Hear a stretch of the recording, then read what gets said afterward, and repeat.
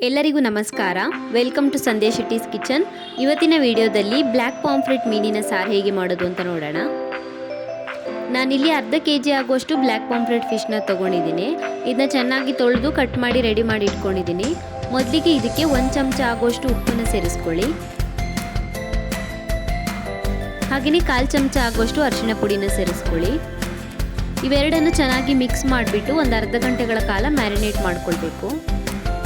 ಇವಾಗ ಮೀನು ಸಾರಿಗೆ ಬೇಕಾದಂಥ ಮಸಾಲೆನ ರೆಡಿ ಮಾಡ್ಕೊಳ್ಳೋಣ. ನಾನಿಲ್ಲಿ ಒಂದು ಫ್ರೈಂಗ್ ಪ್ಯಾನ್ಗೆ 12 ಬ್ಯಾಡಗಿ ಮೆಣಸಿನಕಾಯಿಗಳನ್ನು ಸೇರಿಸ್ಕೊಂಡಿದ್ದೀನಿ.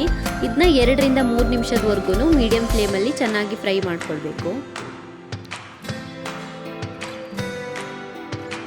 ಮೆಣಸಿನಕಾಯಿ ಫ್ರೈ ಆದಮೇಲೆ ಅದೇ ಪಾತ್ರೆಗೆ 1 ಚಮಚ ಆಗುವಷ್ಟು ಧನಿಯಾ ಕಾಳನ್ನು ಸೇರಿಸ್ಕೊಳ್ಳಿ. ಹಾಗೆಯೇ 3/4 ಚಮಚ ಆಗುವಷ್ಟು ಕಾಳು ಮೆಣಸನ್ನು ಸೇರಿಸ್ಕೊಳ್ಳಿ.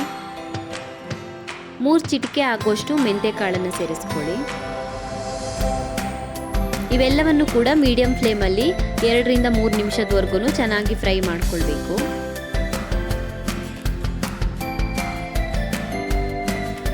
ಮಸಾಲೆ ಎಲ್ಲ ಫ್ರೈ ಆಗಿದೆ. ಇವಾಗ ಫ್ರೈ ಮಾಡಿರುವಂಥ ಮಸಾಲೆನ ಒಂದು ಮಿಕ್ಸಿ ಅಥವಾ ಗ್ರೈಂಡರ್ಗೆ ಸೇರಿಸ್ಕೊಳ್ಳಿ. ಹಾಗೆಯೇ ಒಂದು ಅರ್ಧ ತೆಂಗಿನಕಾಯಿನ ತುರಿದ್ಬಿಟ್ಟು ಅದರ ತುರಿನ ಸೇರಿಸ್ಕೊಳ್ಳಿ. ನಾನು ಮೀಡಿಯಂ ಸೈಜ್ ತೆಂಗಿನಕಾಯಲ್ಲಿ ಅರ್ಧ ತೆಂಗಿನಕಾಯಿನ ಸೇರಿಸ್ಕೊಂಡಿದ್ದೀನಿ. ಹಾಗೆಯೇ ಅರ್ಧ ಕಪ್ ಆಗೋಷ್ಟು ಹುಣಸೆಹಣ್ಣಿನ ರಸನ ಸೇರಿಸ್ಕೊಳ್ಬೇಕು. ಒಂದು ಚೆನ್ನಾಗಿ ಹೆಚ್ಚಿರುವಂಥ ಈರುಳ್ಳಿ,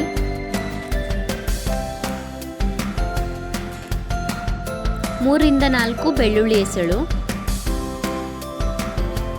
ಹಾಗೆಯೇ 1 ಲೋಟ ಆಗುವಷ್ಟು ನೀರನ್ನು ಸೇರಿಸ್ಕೊಳ್ತಾ ಇದ್ದೀನಿ. ಇವಾಗ ಇದನ್ನು ನುಣ್ಣಗೆ ರುಬ್ಕೊಳ್ಬೇಕು. ಮಸಾಲೆನ ನಾನು ರುಬ್ಬಿ ರೆಡಿ ಮಾಡಿ ಇಟ್ಕೊಂಡಿದ್ದೀನಿ. ಇವಾಗ ರುಬ್ಬಿರುವಂಥ ಮಸಾಲೆನ ಇನ್ನೊಂದು ಪಾತ್ರೆಗೆ ಟ್ರಾನ್ಸ್ಫರ್ ಮಾಡ್ಕೊಳ್ಳಿ.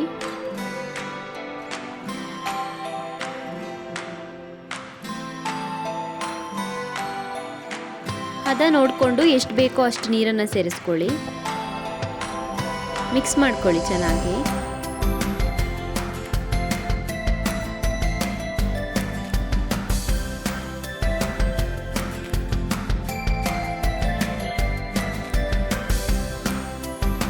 ಇವಾಗ ಇದಕ್ಕೆ ಒಂದು ಚೆನ್ನಾಗಿ ಹೆಚ್ಚಿರುವಂಥ ಈರುಳ್ಳಿನ ಸೇರಿಸ್ಕೊಳ್ಬೇಕು. ಮತ್ತೆ ಚೆನ್ನಾಗಿ ಮಿಕ್ಸ್ ಮಾಡ್ಕೊಳ್ಳಿ. ಇವಾಗ ಮುಚ್ಚಳನ ಮುಚ್ಚಿಬಿಟ್ಟು 10 ನಿಮಿಷದವರೆಗೂ ಚೆನ್ನಾಗಿ ಕುದಿಸ್ಬೇಕು ಮಸಾಲೆನ.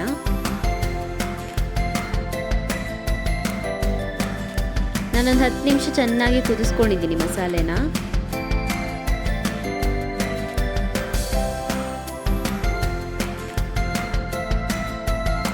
ಇವಾಗ ಇದಕ್ಕೆ ನಾವು ಮ್ಯಾರಿನೇಟ್ ಮಾಡಿಟ್ಟಿರುವಂಥ ಬ್ಲ್ಯಾಕ್ ಪಾಂಫ್ರೆಟ್ ಫಿಶ್ನ ಸೇರಿಸ್ಕೊಳ್ಬೇಕು.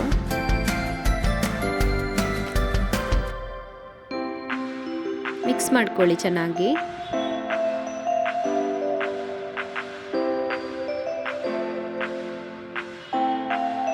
ಇವಾಗ ಮತ್ತೆ ಮುಚ್ಚಳನ ಮುಚ್ಚಿಬಿಟ್ಟು 1 ನಿಮಿಷದವರೆಗೂ ಚೆನ್ನಾಗಿ ಬೇಯಿಸ್ಕೊಳ್ಳಿ.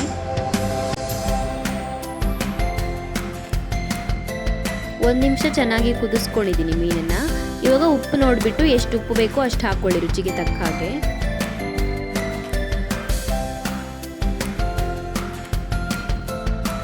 ಮಿಕ್ಸ್ ಮಾಡ್ಕೊಳ್ಳಿ ಚೆನ್ನಾಗಿ. ಮತ್ತೆ ಇವಾಗ ಮುಚ್ಚಳನ ಮುಚ್ಚಿಬಿಟ್ಟು ಮತ್ತೆ 2 ನಿಮಿಷದವರೆಗೂ ಚೆನ್ನಾಗಿ ಬೇಯಿಸಬೇಕು.